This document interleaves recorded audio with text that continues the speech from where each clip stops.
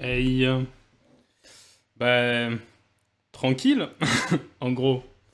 Bon, ben, petit début de stream calme, vu que personne encore est arrivé. On peut compter sur les frères et les sœurs pour faire un petit coucou, ça, j'en suis sûr.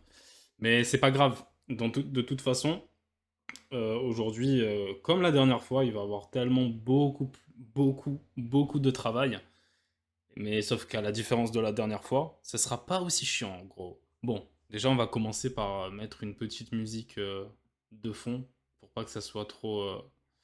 Pour pas que ça fasse écho au stream de la dernière fois, putain.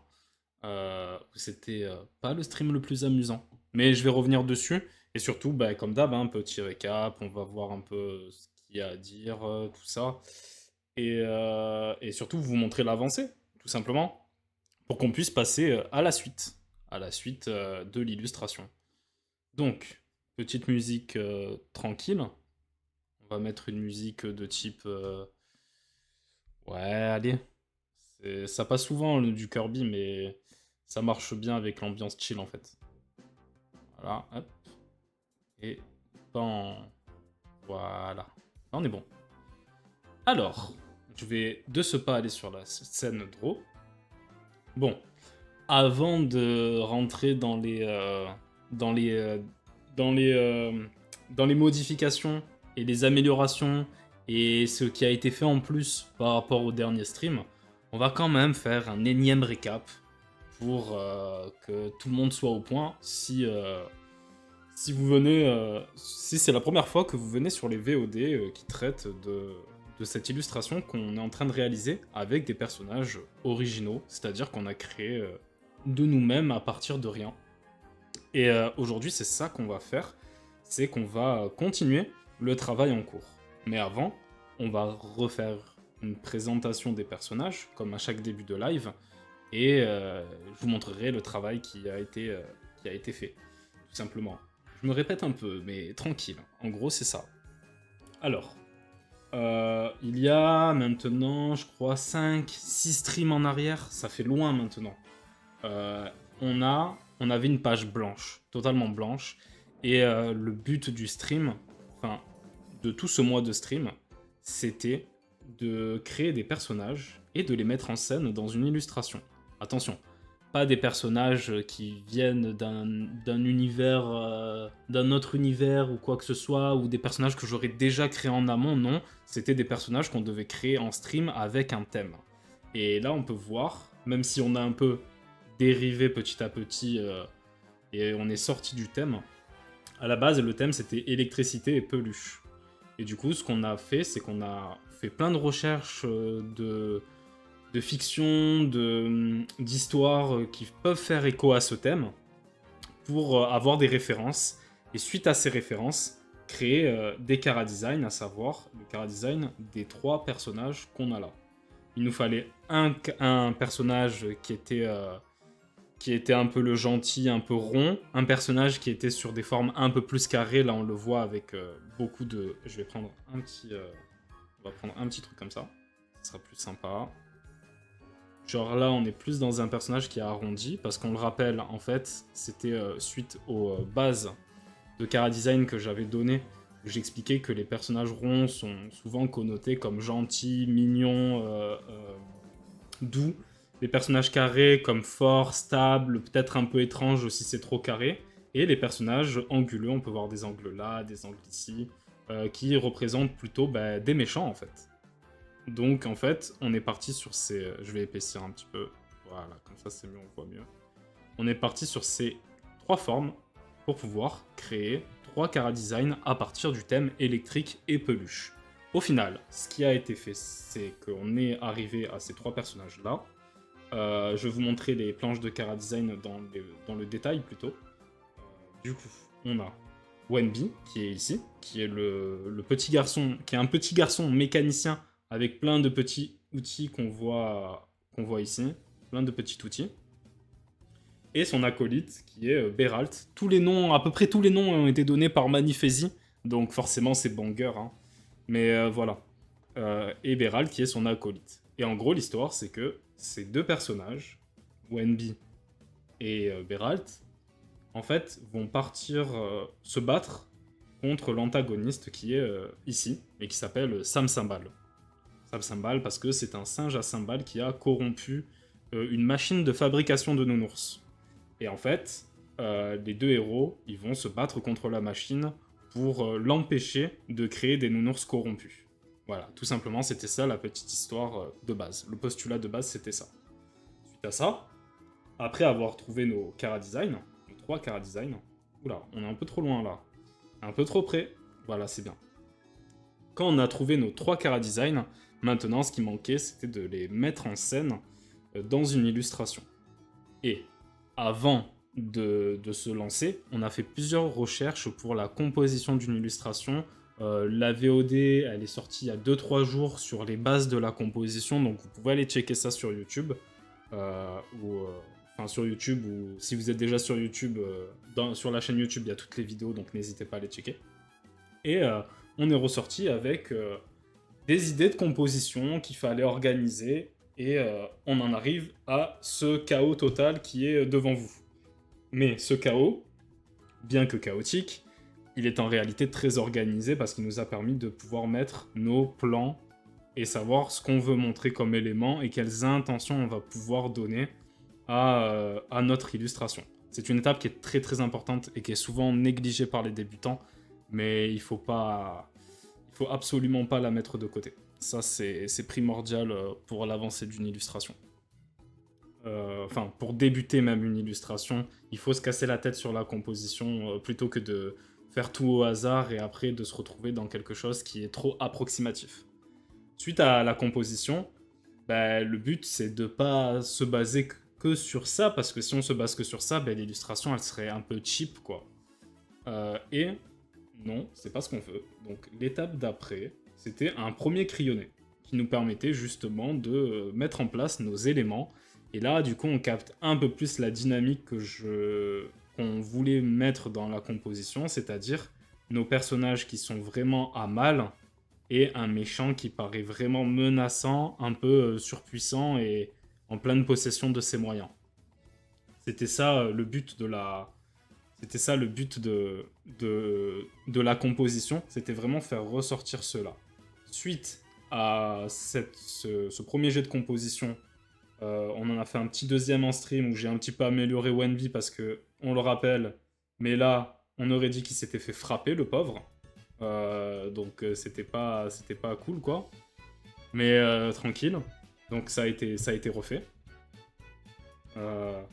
Et après, à la fin du stream sur le crayonné, bah, de mon côté, évidemment, je suis parti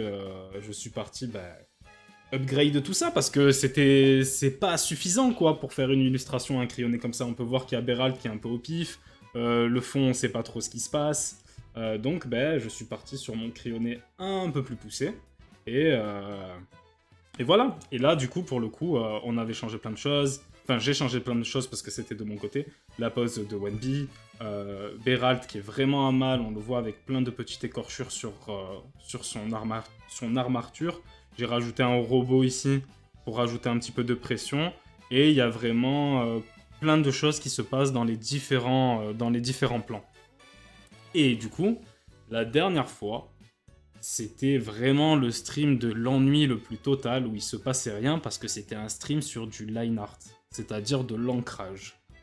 Et l'ancrage, on va pas se mentir, autant ça peut être un petit peu détente quand on le fait dans notre coin, quand on est posé et tout. Moi d'ailleurs, souvent quand je fais de l'ancrage, ce que je fais, c'est que je me mets une petite vidéo à côté, une petite série, un petit animé, et je travaille avec ça, quoi. Mais là, tenir 4 heures sur du line, c'était un peu compliqué. Et surtout, en vérité, quand j'ai travaillé le line de mon côté, je me suis rendu compte à quel point, en fait, l'illustration, mine de rien, elle est quand même plutôt ambitieuse. Et j'aurais dû faire quelque chose d'un peu plus petit. Parce qu'on le voit peut-être pas, comme ça, mais si je zoome, là, il est censé avoir plein de robots au loin. Il y a un décor qui est un peu... où il y a une petite perspective, mais vous allez voir que la perspective, elle est passée à la trappe. Mais tranquille. Donc voilà. Mais voilà, c'était ça le crayonné, et je me rendais pas compte à quel point c'était ambitieux. Du coup, le stream dernier, on a fait que du line, et surtout, on n'a pas fait tout le line, on s'était occupé juste, entre parenthèses, juste, hein, parce que c'est déjà beaucoup, du premier plan sans le décor, c'est-à-dire que Wenby, Beralt, le robot de devant, mais aussi, il me semble qu'on avait fait les pinces et Sam Cymbal aussi. Voilà, c'était ça. Et on avait terminé le stream par mettre les premiers aplats de couleurs sur nos héros principaux. Du coup, Wenby et Beralt. Et du coup, si vous vous souvenez le stream précédent, euh, il restait encore beaucoup de travail. Et en effet, j'avais dit qu'il me restait 2h30, 3 heures de travail. Mais en vérité, j'ai passé au moins 5 heures sur ce que je vais vous montrer. Euh, et si on rajoute... Peut-être pas 5 heures, peut-être 4. Parce que si on rajoute le live de la dernière fois, ça fait 8 heures dessus. C'est quand même conséquent. Mais après, je vous avoue, je me casse beaucoup la tête parce que j'utilise des techniques qui sont pas opti pour optimiser mon temps, tout simplement, hein. Attendez, je fais tomber mon stylet. Voilà, c'est bon. Et du coup, on arrive à ça. Du coup, là, il y a tout le line qui a été fait. Il y a tous les aplats qui ont été mis. Je vais zoomer un petit peu, comme ça on pourra peut-être voir un peu. Je vais mettre en taille d'impression, ça sera mieux.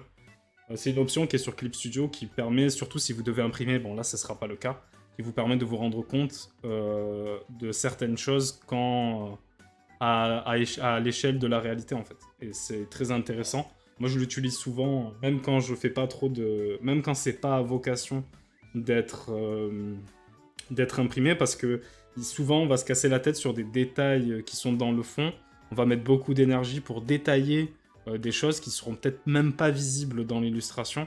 Et ça, pour éviter, c'est cool de se mettre un repère. Et là, je sais que si je dessine un tout petit truc en fond ici, j'aurais pas à le détailler parce que à l'échelle 1-1, on va dire, on le verra pas. Donc voilà. Alors, du coup, il y a tous les aplats et tout le line qui a été fait. Plus, on peut le voir ici, par exemple, il y a des petites variations de couleurs au sein de même élément. Parce que j'ai essayé d'un peu texturer avec la brush d'aérographe doux en français. Je sais plus comment ça s'appelle en anglais. Mais bref, ça. C'était un peu compliqué.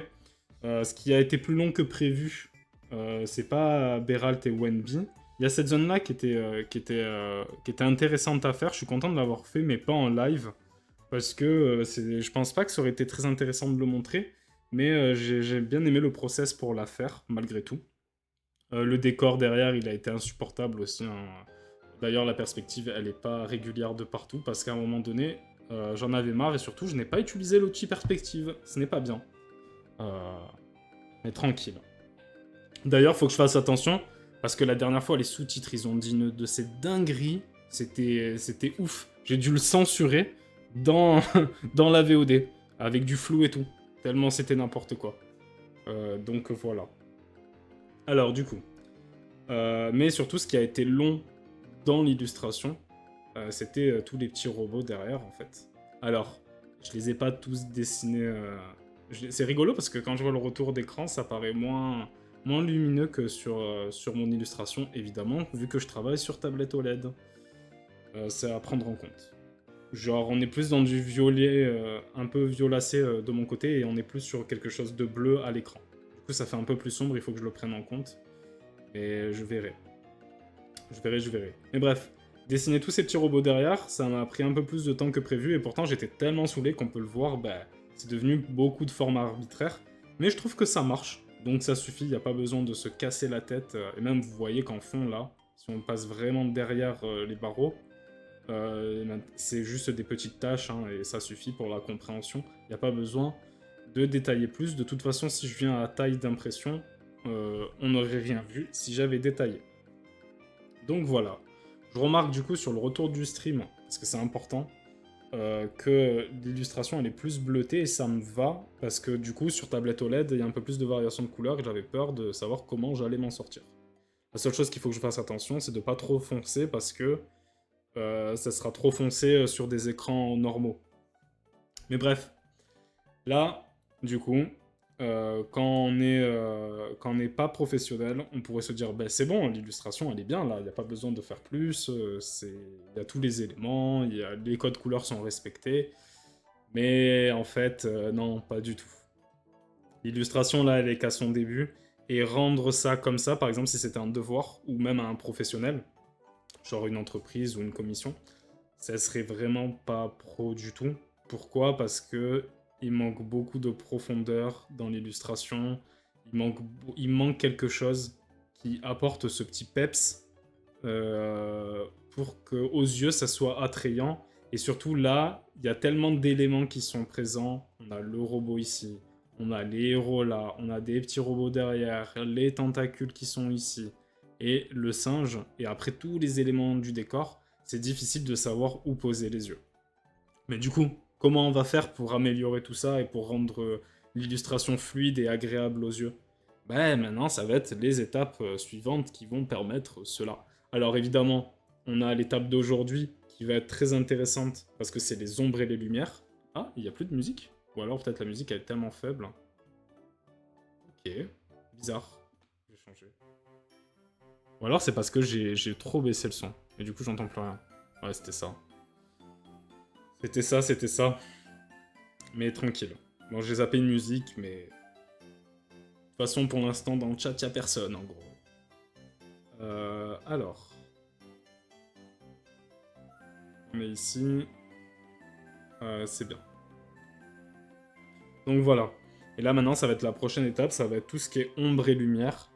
Et là, en vrai, pour le coup, ça va être beaucoup plus amusant que la dernière fois, où on a fait un live entier sur du line. Je vais zoomer pour que ça soit... qu'on puisse mieux voir certaines choses. Je vais même me mettre là, ça sera bien. Il y a plein de... Ça va être beaucoup plus amusant.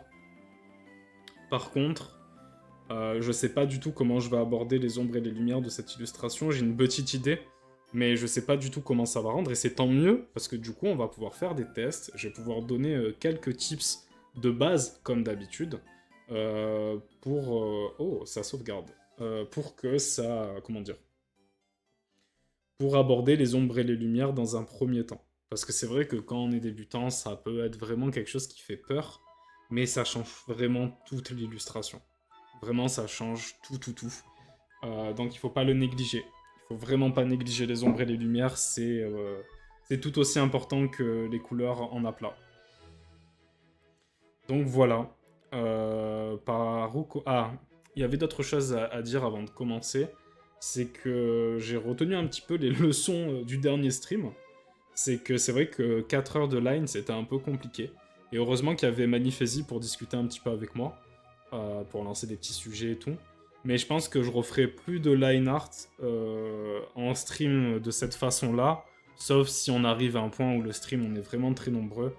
Et du coup, bah, il y a plusieurs personnes avec qui discuter et ça serait beaucoup plus agréable. Mais du line art full, où on n'est pas beaucoup, c'est vrai que ça peut devenir très vite ennuyant et ça, je ne le ferai plus. Et voilà. Et pour ceux qui regardent la VOD et qui ont quand même apprécié les VOD sur le line art, ne vous inquiétez pas, et si vous avez le temps et vous êtes disponible, vous pouvez passer sur Twitch en fait. Il y a le lien dans la description de la vidéo. Vous pouvez vous follow à la chaîne Twitch et passer. Je stream le lundi après-midi et le jeudi après-midi de manière générale. Sauf quand je suis en vacances, mais c'est annoncé sur la page de programme en gros. Donc voilà. Bon, on va commencer. Mais avant de commencer les ombres et les lumières sur l'illustration, on va d'abord faire un petit check. D'abord, je pense que je vais fermer les Cara Design. Je pense que j'en aurai plus besoin pour aujourd'hui. Et on arrive ici où on va donner quelques petites astuces. Enfin, quelques petites bases, parce que c'est même pas des astuces, c'est vraiment des bases pour aborder les ombres et les lumières quand on est vraiment débutant. Voilà. Mais d'abord, petit moment hydratation, parce que je parle beaucoup.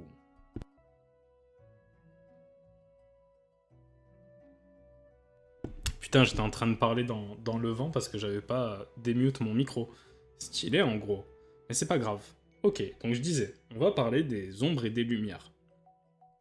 Et pour pouvoir aborder ce sujet, on va utiliser notre sphère témoin. Ah, ben merci, merci pour le follow, la ruche 10. te souhaite la bienvenue. Mais du coup, pour parler des ombres et des lumières, on va utiliser notre petite sphère témoin, qui est un petit peu l'équivalent des rats de laboratoire, quoi. J'espère qu'on n'utilise plus de rats en laboratoire, mais tranquille. Et ça va nous permettre de comprendre un petit peu comment ça fonctionne dans un premier temps, les ombres et les lumières.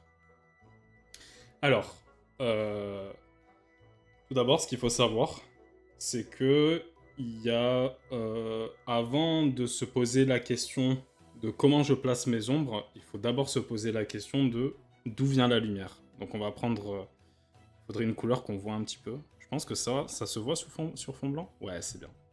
C'est bien, c'est bien. Si je mets ma lumière, et aussi quel genre de lumière c'est, mais d'abord, d'où vient la lumière?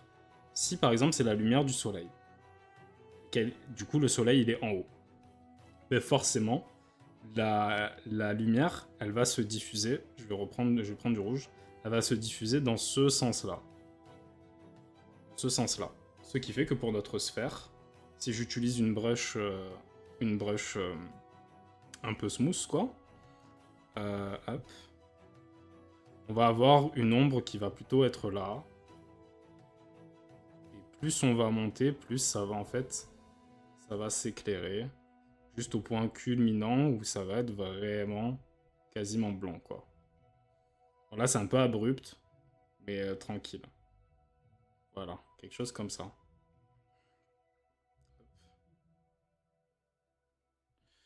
En fait, il faut d'abord définir d'où vient le point de lumière, d'où viennent les points de lumière, parce qu'il peut y en avoir plusieurs, avant de placer ces ombres. Ça, c'est obligatoire. Mais la lumière, c'est bien de savoir où placer nos points de lumière, mais surtout, ce qu'il faut savoir, c'est que les ombres, elles vont s'adapter à la forme que vous utilisez. Là, c'est une sphère, donc c'est plutôt facile. Et d'ailleurs, faites vos tests avec des sphères pour les premières tentatives, hein, quand vous voulez vraiment expérimenter. Mais si on fait, par exemple, un petit visage, on va faire quelque chose de très simple, on va pas se casser la tête. Si je fais genre, hop, petite oreille, et on va le faire chauve. Comme ça, c'est mieux. Et il est content d'être chauve en plus. Voilà, on va même faire en sorte... Non, ça brille pas parce qu'on n'a pas encore mis de lumière et d'ombre. Ben, par exemple, là, sur ce petit bonhomme, si je refais ma lumière... si je fais ma lumière ici, par exemple, ben, ça va faire... On pourrait se dire que ça fait comme le... Comment ça s'appelle, je vais le mettre en gris aussi. C'est vrai que j'aurais dû prévoir, mais ce matin, j'étais encore sur le décor de l'illustration, donc c'est pour ça que j'ai pas pu bien prévoir les explications sur les ombres et les lumières, et de toute façon, j'ai pas prévu de faire des grosses explications. Je pense qu'on y reviendra, et je serai un peu plus armé pour vous expliquer des choses beaucoup plus précises. Là, c'est juste histoire de comprendre ce que je fais, et de pas être largué, et que je suis dans mon monde à faire mes petits trucs. Voilà. Mais en gros... Là, on est sur notre teinte comme ça, on va dire que c'est notre teinte de base. Ça semble un peu foncé, mais même si vous faites une peau un peu claire, je vous conseille de toujours faire quelque chose d'un peu foncé. Je sais pas si ça se verra avec le fond blanc, mais admettons, je fais une couleur de peau comme ça, qui est plutôt claire. Mieux vaut partir un peu moins clair, comme ça. Bon, là, c'est peut-être un peu terne, genre comme ça. Genre, mieux vaut partir sur cette couleur-là, cette couleur-ci, que celle-là. Parce que, bon, j'ai un peu abusé sur cette là, en vrai, elle est suffisante, mais il faut toujours partir un peu plus foncé, parce que sinon, ben, la lumière, elle se verra pas si c'est trop clair. Et ça va être un peu compliqué de jouer avec plusieurs teintes. Et du coup, si on revient à notre petit bonhomme chauve, en termes d'ombre, on peut pas se contenter de faire comme avec la sphère, où ben, je vais prendre les ombres qui font ça, et ensuite, bah, là, ça va être plus comme ça, quoi. Parce que, bah, à la différence de la sphère, qui est une forme assez uniforme, en vrai, bah, là, c'est des formes complexes, en fait. Même un visage, c'est une forme complexe, parce qu'il y a plein de creux, il y a plein de recoins, qui fait que bah, les ombres, elles vont pas se placer comme ça. Genre, par exemple, on va être beaucoup plus foncé entre le cou et la mâchoire. Peut-être que s'il a des cheveux, bon, là, il en a pas, mais il y aura des ombres qui marquent les cheveux. Il peut avoir aussi des ombres vers la zone du nez. Je vais baisser un petit peu le pinceau. Des zones qui vont peut-être marquer le nez, en fait. Peut-être que là, vu que le soleil il est de ce côté, l'ombre, elle va contourner un petit peu le visage. Et pareil, là, peut-être il y aura une ombre un petit peu dans l'oreille. Et en fait, c'est ça qu'il faut retenir, c'est que oui, c'est très important de faire les ombres en fonction de la lumière, mais il faut aussi s'adapter à la forme à laquelle on applique les ombres, tout simplement. Et les lumières aussi, hein, parce qu'une fois que j'ai fait ça, les lumières, elles vont se placer peut-être ici, peut-être on va en mettre un petit peu sur le nez, un petit peu vers la bouche pour la mettre un petit peu en valeur, sur l'épaule d'ici, la lumière d'ici, et peut-être même que, mais ça c'est peut-être un peu trop avancé pour l'explication là, mais faire une contre-lumière qui va venir à donner un peu plus de profondeur, parce que comme c'est la lumière du jour, la lumière elle passe derrière quoi qu'il arrive en fait. Donc voilà, pour notre petit bonhomme. Et ben, il faut s'adapter aux formes dans lesquelles on applique nos ombres et nos lumières. Donc voilà, si on devait faire un petit récap de ces deux principales astuces, c'est déjà les ombres, c'est en fonction de là où se trouve la lumière. Oula, c'est pas que ça qu'il faut prendre. C'est ça, ça et ça. Et ensuite, adapter les ombres et la lumière à la forme, parce que ça va vraiment faire s'appliquer à la forme, tout simplement. Donc il y a ces deux petites astuces qu'il faut retenir. Ensuite, là, nous, et ça aussi c'est une notion que enfin, quand on commence le digital painting, on va plutôt faire des ombres comme ici, avec cette sphère. Bon là, elles sont très marquées parce que j'ai pas voulu shade à fond, on n'a pas le temps pour que ce soit vraiment un dégradé très net.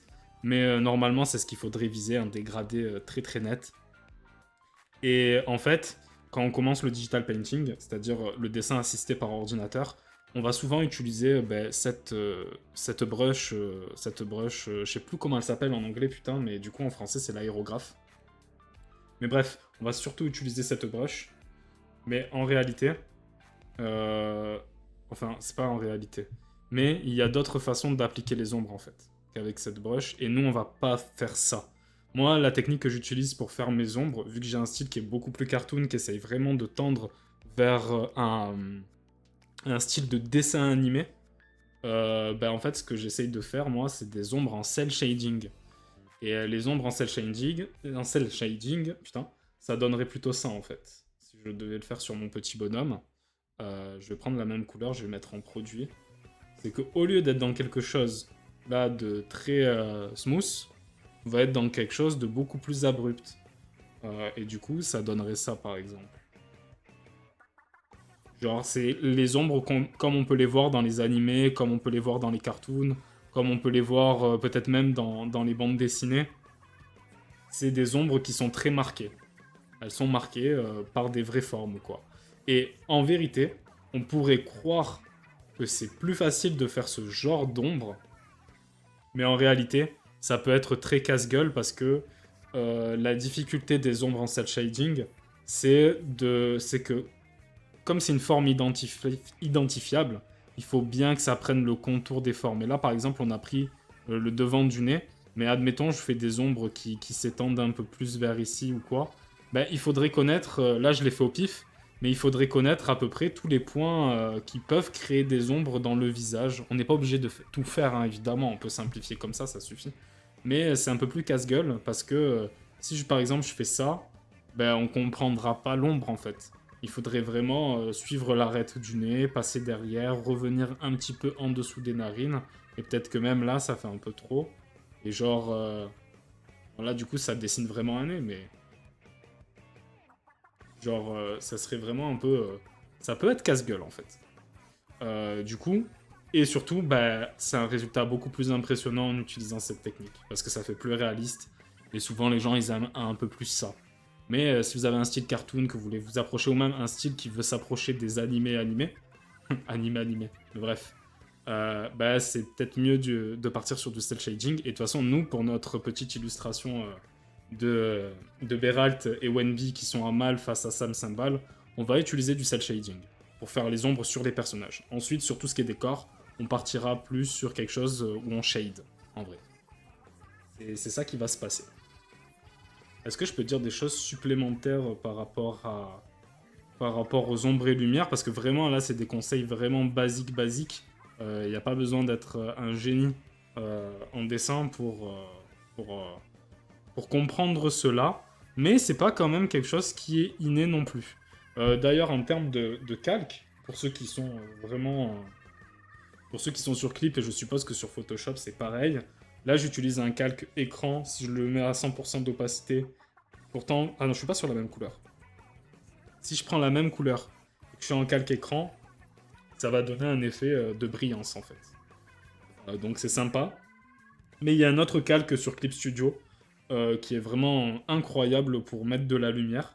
Et ce calque, c'est... Enfin, ce type de calque, c'est ajouter éclat. Je ne sais plus le nom en anglais, par contre. Mais ajouter éclat, en fait, si je prends une brush comme ceci, ça va vraiment, en fait...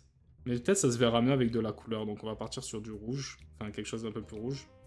En fait, on va vraiment appliquer une couleur comme s'il y avait un rayon qui est tombé sur le personnage. Donc le calque ajouter éclat sur Clip Studio, vous pouvez l'utiliser, mais faites attention de l'utiliser avec parcimonie quand même. Il y a aussi un autre calque qui est un autre type de calque, un mode de fusion plutôt, si vous préférez. Un autre mode de fusion qui est intéressant pour les ombres et les lumières, c'est incrustation. Et incrustation, en fait, c'est sympa parce que ça va donner un glow, en fait. Ça va donner juste une petite lueur au contour. Ah, mais il faudrait que je fasse comme ça, en fait. Ça va juste donner une petite lueur. Et du coup, si par exemple vous faites quelque chose, et ça, je pense qu'on va pas mal l'utiliser pour notre illustration ici. Parce que comme on sera... Désolé. Comme on sera dans une atmosphère plutôt sombre, on va vraiment vouloir faire ressortir des petites lueurs de rouge. Parce que je vous le dis, la lumière, elle va principalement être rouge vers Sam Sambal. Euh, et, euh, et voilà. Donc, si on reste dans cette lumière rouge, si je me mets dans écran, on aura un résultat un peu comme ça. Là, je suis à 100% d'opacité, mais évidemment, jouer avec l'opacité pour voir un peu quel est le meilleur dosage pour faire des lumières intéressantes. Genre, par exemple, là, c'est un peu soft, mais ça marche mieux que si on est comme ça, quoi. Là, on a vraiment l'impression qu'on comprend pas même. Là, c'est censé être une contre-lumière ici, mais on comprend pas au final. Donc, c'est mieux de jouer un petit peu avec l'opacité. Moi, c'est ce que je fais en tout cas. Après, il y en a certains, ils ont même pas besoin d'utiliser des calques, ils sont tellement craqués en couleur qu'ils utilisent la bonne couleur dès l'instant. Mais n'hésitez pas à utiliser les différents modes de fusion.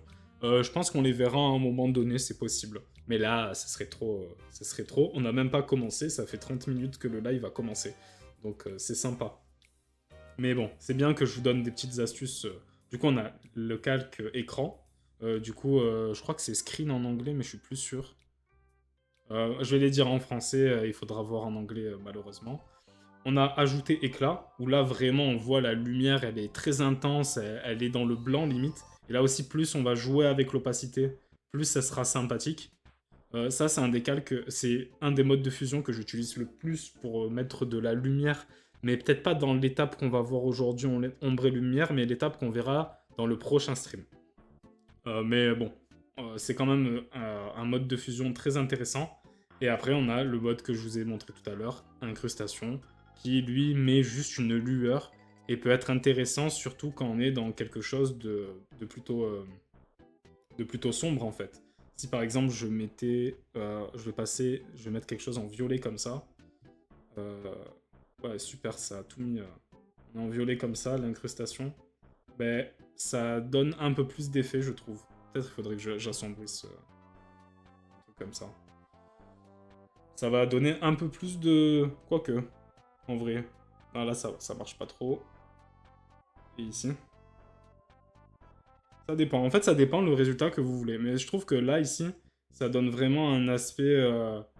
ben, lueur, limite néon, en fait, qui se réfléchit sur un objet sombre. Je trouve que ça marche très bien, le calque incrustation. Après, il y en a d'autres, hein, mais je vous laisserai voir. Par exemple, lumière vive, c'est encore plus pétant. Ça se voit mieux sur ma tablette OLED par contre, vu le retour du stream. Mais bon, comme on n'est pas dans... Comme c'est pas une norme la tablette OLED, on va pas considérer que qu'on comprend. Et je vais m'adapter au stream. Ouais. C'est pas mal en vrai, lumière vive aussi. Je l'utilise jamais, mais peut-être que c'est un peu plus...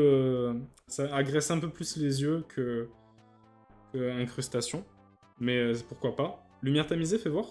Là, on est vraiment dans quelque chose de doux. Ça ressemble un petit peu. Mais ouais, en vrai, c'est des petites nuances. Les lumières fixes, ouais, lumière fixe, ça arrache les yeux. On dirait il va exploser. C'est stylé. Mais bref, on va le laisser comme ça, tiens. Et moi, ce que j'ajoute aussi, si on continue dans du cel shading, en termes de lumière, j'aime bien ajouter une sorte de petit liseré de lumière, de petits traits de lumière que souvent je vais mettre en ajouter éclat ou peut-être en écran, ça dépend des intentions. Et ça ferait un truc comme ça, avec peut-être une petite brillance là parce qu'il est chauve le monsieur. Il faut pas se moquer, ça peut arriver à tout le monde en gros. Une petite lumière là, peut-être une lumière sur l'arête du nez. Et en gros, ce petit liseré de lumière, on va beaucoup l'utiliser aujourd'hui. Mais moi, je trouve qu'en fait, ça permet de vraiment mettre en valeur. Si je baisse un petit peu l'opacité, il se fondra peut-être un peu plus. Et après, si on ajoute juste... c'est ça, ouais. C'est ça le line. Ouais. Si on ajoute juste une petite brillance dans les yeux, toujours la brillance, si vous devez ajouter une brillance dans les yeux, mettez-la du côté de la source de lumière. Pas de l'autre côté. Après, bien sûr, on va pouvoir jouer avec des petits effets dans les yeux, mais il faut que ça soit symétrique. Mais bref. On a vu un petit peu. On a vu un petit peu tout ça. Si je devais résumer les basics des ombres et des lumières, c'est simple. Il y a juste un gros conseil à retenir. C'est deux mêmes. Les ombres, c'est en fonction de là où vous placez la lumière. Et les ombres et lumières doivent s'adapter à la forme sur laquelle elles sont. Tout simplement. C'est vraiment les deux principes basiques des ombres et des lumières en dessin. Par contre, ça va demander de pas mal théoriser en vérité. Pourquoi ? Parce que c'est pas inné en fait. Genre là, c'est facile parce qu'on sait que le soleil vient de là. Mais par exemple, si je ferais un bonhomme qui est ici, genre comme ça.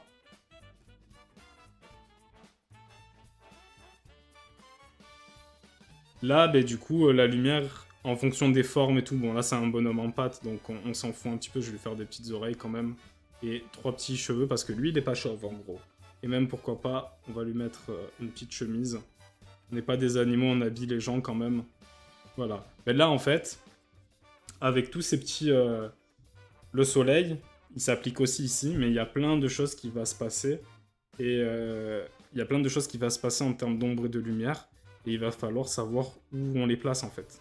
Là par exemple, j'utilise vraiment une couleur au pif, mais ça va quand même donner un petit peu de profondeur au dessin, alors que sans, ça fait vraiment plat. Mais voilà, plus le modèle il est complexe, plus il y a des formes, plus il va falloir théoriser, se prendre un petit peu la tête pour savoir, surtout qu'en plein jour, la lumière elle est pas pareille que si le soleil il était vraiment à son... La lumière n'est pas pareille si le soleil est au zénith ou s'il est au crépuscule ou à l'aube. Donc il faut faire attention à ça. Et après, il y a toute une question d'ambiance couleur aussi, mais ça, on en parlera la prochaine fois. On en parlera la prochaine fois. Donc voilà, je pense que pour les ombres et lumières, c'était vraiment le petit check. Enfin, les petits tips que je pouvais donner. Enfin, c'est pas des tips, hein, parce que des tips, ce serait vraiment pour consolider comment dire, des acquis. Mais là, on est vraiment dans des savoirs de base et je pense que si vous êtes déjà un petit peu expérimenté, vous pouvez ignorer cette partie de la VOD parce que vous le savez déjà. Et à la différence des conseils que j'avais donnés pour dessiner une main ou des conseils pour le line ou pour la composition par exemple, ça, en général, une fois que tu le sais, une fois que tu le maîtrises, c'est quelque chose que tu vas répéter souvent dans tes illustrations. C'est pas quelque chose que tu as besoin d'une piqûre de rappel en fait. Là où tu vas avoir besoin d'une piqûre de rappel sur les ombres et les lumières, c'est plutôt dans ta connaissance des formes sur lesquelles tu appliques la lumière. Et pour ça, par exemple, si on prend notre visage, bon là c'est un visage de bonhomme en pâte, donc on s'en fout un petit peu. Mais si on était dans un visage réaliste, là, en fait, ce qui va jouer sur le fait que tes lumières et tes ombres soient accurate, c'est ta connaissance de l'anatomie, en fait. Parce que, évidemment, si... bon, là, ça fait très longtemps que j'ai pas fait de visage, mais on va faire un crâne plutôt. Un crâne, par exemple, on a ça, on a les, le nez, mais en fait, là, on a une sorte de pommette, en fait, qui va faire ça, et après, en fait, on a la mâchoire supérieure. Je piffe parce que ça fait longtemps que j'ai pas vu un crâne. Là, on a des os qui vont marquer le creux et qui vont faire ça avec l'arcade, en fait. Et là, on va avoir un os, je sais plus comment il s'appelle, mais il est très important, cet os, qui va permettre de faire ça, en fait. Là, on va avoir le début de la mâchoire inférieure. On va faire un truc comme ça. Enfin, comme je suis en train de piffer, c'est violent. Mais tant pis, c'est pas grave. On va mettre du noir à l'intérieur parce qu'on n'est pas des animaux. Là, on va faire en sorte que, voilà, comme ça on voit un petit peu, on fait semblant qu'il y a de la 3D. Et là, le crâne en plus, il est même pas juste. Mais on s'en fout, mais bref. Tout ça pour expliquer que en vrai, genre, quand on va connaître l'anatomie, même si vous me direz, ouais, mais je dessine pas de crâne, je dessine de la peau par-dessus le crâne, oui, mais vous allez connaître du coup les zones comme ça, là, les pommettes, le nez, les os qui sont au-dessus des yeux, de la mâchoire. Et en fait, toutes ces formes vont apporter du relief dans le visage. Et du coup, ben, les ombres et les lumières, elles vont s'adapter à ces reliefs-là. Donc, quand on est un peu plus expérimenté pour persévérer dans les ombres et les lumières, ce qu'il faut, c'est pas connaître des petits basiques. C'est bien de se les remémorer si jamais on a vraiment oublié. Mais ce qui va faire la différence, c'est votre connaissance de la forme que vous travaillez. Et si c'est un personnage humain, même s'il est stylisé, votre connaissance de l'anatomie. Donc voilà, c'est ça qu'il faut retenir pour les ombres et les lumières. Et c'est pour ça que ça peut paraître compliqué parce que, par exemple, si on revient sur mon dessin, il y a plein de choses que je ne maîtrise pas. Parce que je n'ai jamais dessiné ça avant. Genre des tentacules robots. Où je place mes ombres et mes lumières. Mais du coup, là aussi, il y a un autre conseil. Et c'est le conseil qui va s'appliquer de toute façon dans tous les domaines du dessin. C'est quand on sait pas, on décompose en forme. Tout simplement. Là, par exemple, mes tentacules, je vais prendre une autre. Mes tentacules, c'est des sortes de longs membres avec à la fin quelque chose d'un peu sphérique qui fait ça et plein de petits carrés. Ils peuvent être en 3D ou pas. En fait, ça change rien que ça change rien au fait que si je prends cette forme là, bah en fait, c'est juste un parallélépipède en fait. Donc j'ai qu'à appliquer mes ombres en fonction de cette forme. En plus, bon là pour le coup la forme elle est basique. Les tentacules c'était peut-être un mauvais exemple, mais vous comprenez ce que je veux dire, c'est que quand vous ne savez pas, n'hésitez pas à décomposer en forme en fait. Ça peut tout changer. Parce que, et on le verra quand on commencera la phase où moi-même j'essaye de m'améliorer en dessin et pas faire des choses que je connais comme cette illustration, c'est-à-dire dans mon style où je suis un petit peu dans ma zone de confort. On va voir que quand on sait pas décomposer en forme, c'est vraiment la base et ça change beaucoup de choses. Donc voilà. Si on devait résumer, encore une fois, non, les conseils pour les non-débutants, c'est que au lieu de vous focus sur la façon de faire les ombres et les lumières, essayez plutôt de vous focus sur votre connaissance, sur vos connaissances des sujets que vous étudiez ou que vous travaillez, tout simplement. C'est ça le conseil qui est un peu plus avancé. Après, des façons d'ancrer des façons d'ancrer, putain. Tellement matrixé par le live de la dernière fois, putain. Des façons d'appliquer les ombres et les lumières, il y en a plein. Et même dans les deux que j'ai donnés, c'est-à-dire en mode shade ou en mode cel shading, il y a tellement de façons différentes de le faire.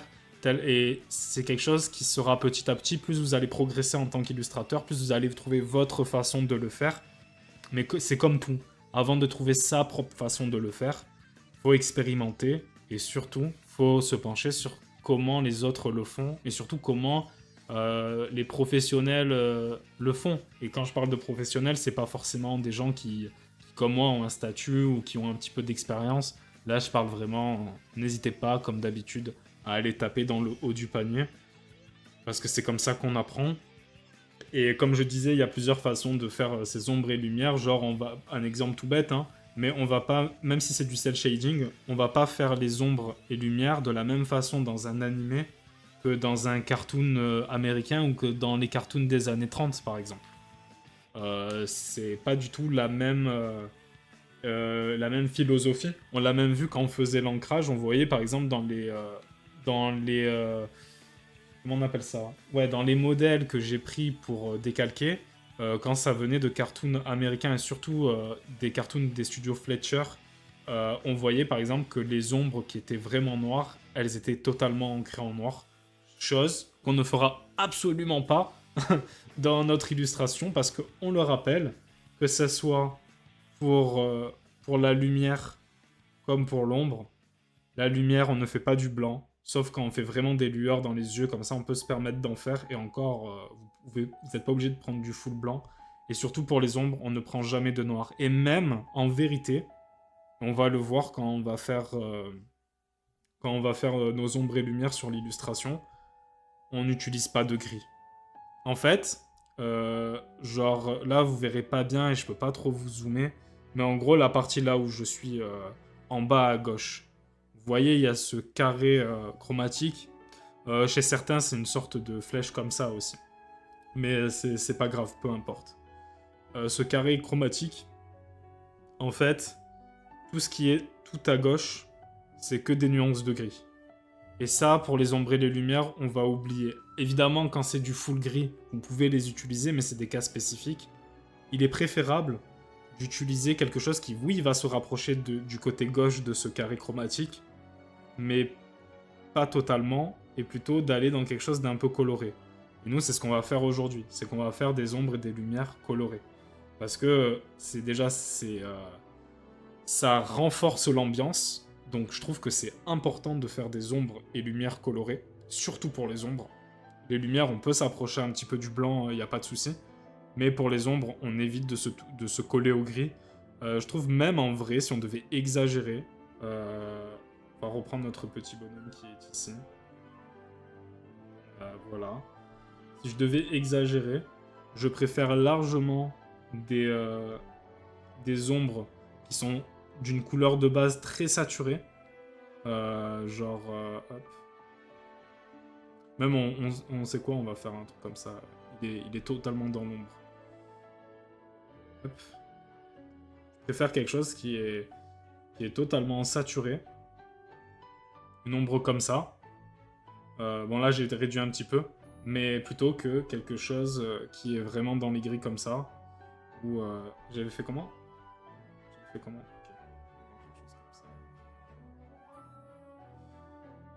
Là j'ai mis en normal, en produit. Qui va être comme ça en fait. Bon, là ça marche, ça peut peut-être marcher un peu mieux parce que le modèle de base est gris. Mais même en vrai, je trouve que là, si je baisse un petit peu l'opacité, ça apporte tellement plus de choses en fait. Et d'ailleurs, on va le voir, mais pour les couleurs de peau, utiliser que ce soit des peaux foncées ou des peaux claires, il est plus intéressant d'utiliser une couleur un peu rougeâtre pour faire les ombres, quitte à flirter avec le marron. Ah merde, on va plutôt se mettre là. C'est mieux que d'utiliser des teintes un peu plus violettes, parce que ça peut rendre un petit côté malade en fait, mais on le verra, parce que c'est des couleurs froides, même le bleu techniquement. Après, en fonction de l'ambiance et de l'intention que vous voulez donner à votre dessin, forcément, vous pouvez utiliser tout ça. Mais essayez de voir, tout simplement. De toute façon, l'illustration, on n'arrive pas d'un coup à un résultat incroyable dès le début.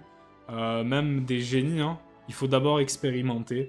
Il faut d'abord s'autoriser l'échec, s'autoriser les tests, s'autoriser tout ça, avant d'être dans quelque chose qui nous plaît. Et même si vous êtes bon techniquement, c'est toujours important de s'autoriser tout ça, parce qu'en fait, vous allez vous trouver artistiquement. Et c'est bien d'avoir une technique, mais avoir quelque chose qui vous permet d'être unique en tant qu'artiste, ça change beaucoup de choses. Parce que quand on est illustrateur, on va pas se mentir, qu'on soit considéré comme bon par une majorité ou bon que par une communauté très spécifique. L'important, c'est d'arriver avec sa patte. Euh, Parce que si... Enfin, comment dire? J'ai pas trop d'exemples en tête là parce que j'ai pas trop envie de piétiner. Mais en gros, euh, vous pouvez avoir... même si vous êtes... vous avez une vision artistique très bonne, si vous faites quelque chose de commun que tout le monde peut reproduire ou qui est une norme, vous allez moins vous différencier. Et c'est un petit peu dommage, en vérité. Donc après, voilà. Bien sûr, il faut quand même avoir une base commune. Hein. Il faut pas se dire « Ah, je veux me différencier, donc je vais faire ce que je veux, en gros. » Ça serait une très très grosse erreur. Il faut d'abord apprendre les bases, et après on verra. Ok. Donc, on continue. Est-ce que je peux donner des conseils supplémentaires en fonction des ombres et des lumières? J'ai donné des premiers conseils pour les vraiment débutants. Des conseils pour les gens un tout petit peu plus avancés. Mais maintenant, est-ce qu'il y a d'autres choses? Je sais pas si je peux donner d'autres trucs sans rentrer dans des trucs un peu trop techniques ou des situations un peu trop situationnelles. Je pense que c'est bon pour les ombres et les lumières. Donc voilà, pour cette première partie de VOD, pour ceux qui sont sur YouTube, on va s'arrêter là. C'est une VOD un peu courte, surtout que j'ai fait un gros résumé quand même de tout ça. Mais c'est pas grave.